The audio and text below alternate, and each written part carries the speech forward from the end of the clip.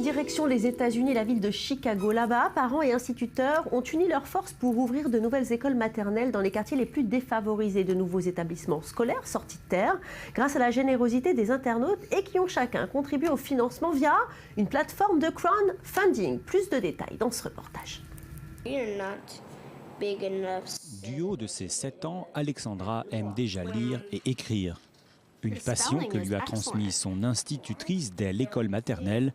Aujourd'hui, Jessie Hillard espère scolariser 17 nouveaux élèves au sein d'une école à but non lucratif. Baptisé Vossel, le projet utilise le crowdfunding ou financement participatif, l'un des premiers du genre aux États-Unis. Beaucoup d'associations à but lucratif ont fait appel au financement participatif ces dernières années pour se développer et diffuser leurs idées auprès d'un large public. Donc on s'est dit, pourquoi ne pas le faire dans un but non lucratif? Un appel aux dons sur Internet a permis à Vossel de réunir plus de 60 000 € pour financer l'ouverture d'une école maternelle comme celle-ci. L'objectif est d'offrir un enseignement linguistique aux enfants de familles à faible revenu. Cette institutrice affirme que 88% de ses élèves sont en avance sur leur niveau de lecture, preuve selon elle des bénéfices d'une scolarisation précoce. J'ai pu parler de mes élèves avec des profs en école maternelle. Ils m'ont tous dit ils sont vraiment prêts. Pour eux, la transition va être beaucoup plus facile vers l'école maternelle et ensuite l'école primaire. Des cours qui restent néanmoins hors de portée pour de nombreux enfants en zone urbaine, selon l'association Teach for America. Ce groupe a formé des instituteurs pour éduquer plus de 20 000 enfants de familles défavorisées à travers 22 villes des États-Unis. Même si toutes les salles de classe dans cette ville affichaient complet, ça ne concernerait qu'un petit nombre d'enfants de 3 à 5 ans à Chicago. Il n'y a tout simplement pas assez de place pour satisfaire le nombre d'élèves. Grâce à Vossel, de nouvelles places pour ces enfants seront bientôt créées. Un projet qui n'aurait pas vu le jour sans l'aide du financement participatif. Et vous vous souvenez tous sans doute des célèbres chaussures rouges portées par Dorothy dans le film Le Magicien d'Oz. Eh bien, les conservateurs du Musée national d'histoire américaine de Washington, où sont exposées ces ballerines vieilles de 80 ans, a décidé de les restaurer. Et pour cela, Maurice, eh bien, le musée a fait appel au financement participatif. Oui Valérie, c'est totalement incroyable. Plus de 300 000 $ ont déjà été levés en 7 jours pour restaurer les escarpins rouges de Dorothy, des chaussures portées par l'actrice Judy Garland dans le film culte de Magicien d'Oz, sorti en 1939. Alors, l'appel a été lancé par Kickstarter, un des nombreux sites de financement participatif.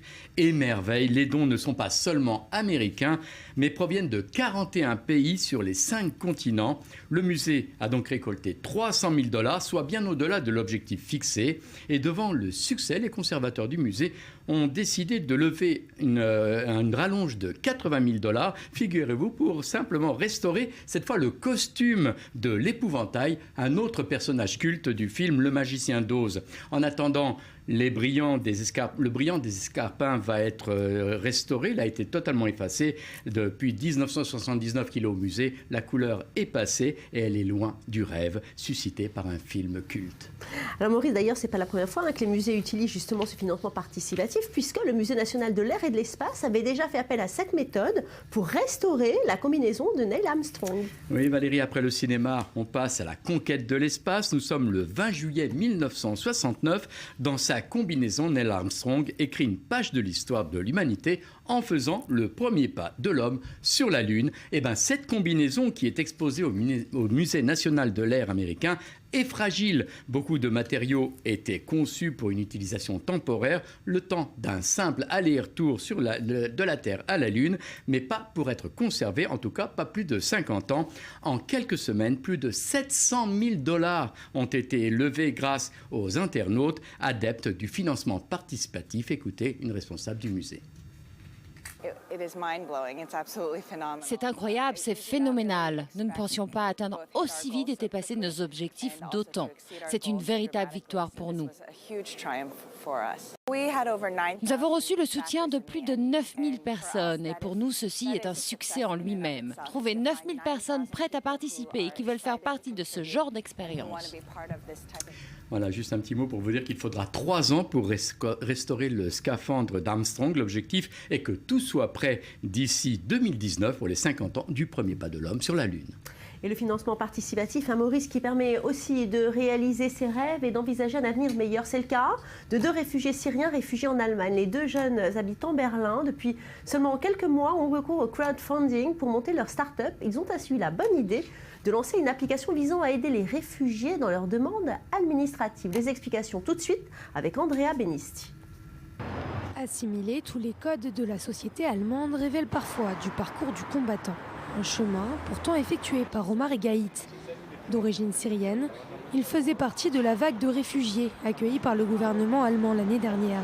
Trouver un logement, accéder à des soins ou ouvrir un compte bancaire se transforme en véritable casse-tête pour les demandeurs d'asile. Quand j'ai signé les papiers, c'était en allemand. Nous ne savions pas ce que nous étions en train de signer. Mais Omar et Gaït ont, à force de courage et de volonté, franchi tous les obstacles. Ensemble, ils sont devenus les cofondateurs d'une application qu'ils ont baptisée Bureaucrazy. Une start-up créée grâce au système de financement participatif. Leur objectif, aider les réfugiés à déchiffrer le système allemand et donner un coup de pouce dans toutes ces étapes difficiles. L'idée, donner un outil supplémentaire aux réfugiés pour faciliter leur intégration. Nous nous sommes concertés pour discuter des problèmes que nous avons rencontrés et comment la technologie pourrait résoudre ces problèmes. Nous en avons déduit 2 problèmes majeurs, la barrière de la langue et le deuxième, c'est l'administration parce que nous ne pouvions pas comprendre comment le système marche ici. Les jeunes font partie d'une équipe de 6 programmateurs, tous élèves dans une école de codage informatique et d'entrepreneuriat. Après plusieurs essais fructueux, l'équipe d'étudiants espère lancer l'application d'ici janvier prochain, une aide qui pourrait servir à plus d'1 million de demandeurs d'asile en Allemagne. Et le crowdfunding qui suscite des vocations, notamment comme celle de philanthropes, comme ce jeune londonien qui rêve, lui, de combler la dette exorbitante de l'État grec. Incroyable. Oui, qui a dit que les Anglais, Valérie, étaient des anti-européens patentés? Un jeune Britannique répondant au nom de Tom Finney bat le cliché en brèche et s'est donc mis en tête de venir en aide à la Grèce et de combler donc le découvert béant de l'État grec. Pour cela, le jeune londonien, employé d'un magasin de chaussures de luxe donc à Londres, dans la capitale britannique, a eu la bonne idée de faire appel au crowdfunding, le financement participatif et donc à la générosité des internautes via la plateforme Indiegogo, c'est son nom. Et ce philanthrope 2.0 a fait ce calcul très simple et rapide.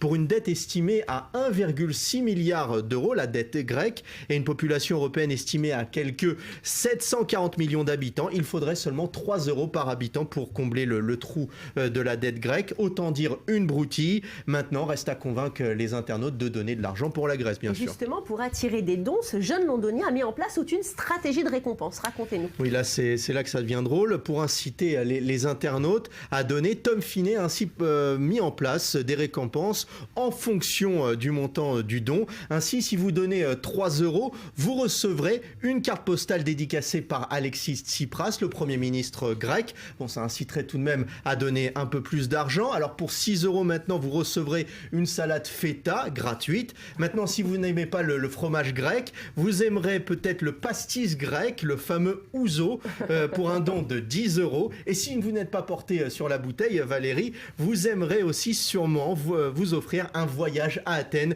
pour un don là tout de même de 5000 euros. Et ce n'est pas tout. Et s'il viendrait à l'esprit d'un très généreux donateur assurément fou de la culture grecque, de donner la somme totale d'1,6 milliard d'euros, donc le trou des caisses de l'État grec, Tom Finney a tout prévu. Il est allé jusqu'à trouver une petite île au large de la Grèce comme nouveau lieu de résidence pour ce donateur qui malheureusement n'existe pas puisque jusqu'ici le jeune Britannique n'a réussi à récolter qu'1 930 577 euros. Donc on est loin des 1 milliard promis pour combler la dette grecque. On l'écoute. On l'écoute. Voir les hommes politiques tourner en rond et s'exténuer à trouver une solution pour la Grèce, je me suis dit, je pense qu'il faut juste se lancer là-dedans et résoudre ce problème. Je pense que le peuple d'Europe peut résoudre cela plus rapidement que les dirigeants. L'idée aussi, c'est de montrer que les gens au Royaume-Uni et en Europe, que ce soit en France ou en Allemagne, ils sont préoccupés par la Grèce, peut-être même plus que les hommes politiques. Et la solution du crowdfunding s'exporte aussi en France. Plusieurs jeunes entrepreneurs ont déjà cédé à la tentation pour financer leur projet. C'est le cas de Jana, que vous allez rencontrer tout de suite. Elle a réalisé son rêve de monter son propre salon de thé, un projet créé là aussi grâce au financement des internautes. Regardez.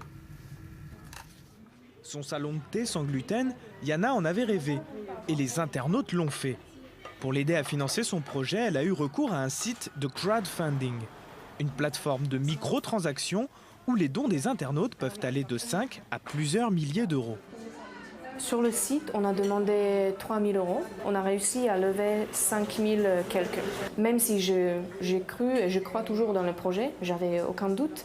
Mais ça quand même, ça renforce ce sentiment que voilà, il y a aussi nos amis et puis aussi les gens inconnus à qui ça parle et qui donnent de l'argent et qui croient dans le projet. En échange de leur aide, les 70 donateurs de Yana ont eu droit à une contrepartie, comme un café ou un brownie. Venu des États-Unis, le concept du crowdfunding se développe aujourd'hui en Europe. Il existe de nombreux sites français, parmi lesquels KissKissBankBank ou encore Ulule, le leader européen en la matière. La société accueille près de 1000 propositions chaque mois et perçoit une commission comprise entre 5 et 8% sur chaque montant collecté. En 2 ans, plus de 200 000 personnes ont participé à des projets. Les gens ont assez envie finalement de soutenir des projets. C'est un côté business positif. On a tous autour de nous un copain, quelqu'un qui a envie de sortir, de faire son entreprise, de sortir un disque, de faire quelque chose. Et finalement, il y a une vraie volonté de solidarité là-dedans, d'aller aider les gens à réaliser leurs projets. Et ça marche, comme en témoignent les créateurs de Noob, une web-série qui cartonne sur Internet. Ils ont demandé 35 000 euros à leurs fans pour réaliser un film et en ont récolté près de 700 000, 20 fois plus que leur budget habituel. C'est la plus grosse levée de fonds pour un projet de ce type en Europe. Les 35 000 euros, on les a eu en 16 heures, même pas. La communauté qu'on a acquise nous est super fidèle et super... elle suit de très près. Donc elle a converti au fur et à mesure des gens autour d'elle, donc ça nous a fait avoir une assise qui n'est plus négligeable maintenant. Ils ne font plus trop confiance, je pense, aux organes classiques. Attention toutefois, le crowdfunding n'est pas une solution miracle. De nombreuses idées n'obtiennent jamais l'adhésion des internautes et pour le moment, aucun dispositif légal n'oblige les porteurs de projets à tenir leurs engagements.